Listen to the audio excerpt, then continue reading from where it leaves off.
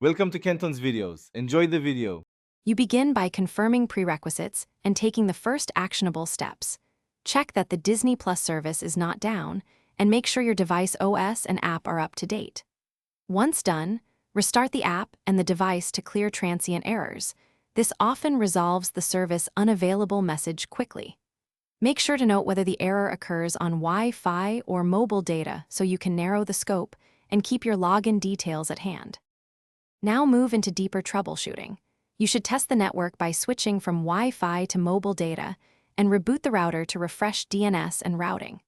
Once done, clear the app cache or force close the app. If that fails, reinstall it to remove corrupted files. Make sure to disable any VPN or proxy because Disney Plus blocks some IP ranges. Then try signing in from another device or browser to determine whether the problem is local to one device. Finish by validating your account and environment.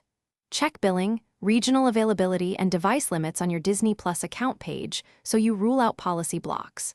Once done, sign out of all devices, update payment or subscription details if necessary, then sign back in. That can clear server-side flags.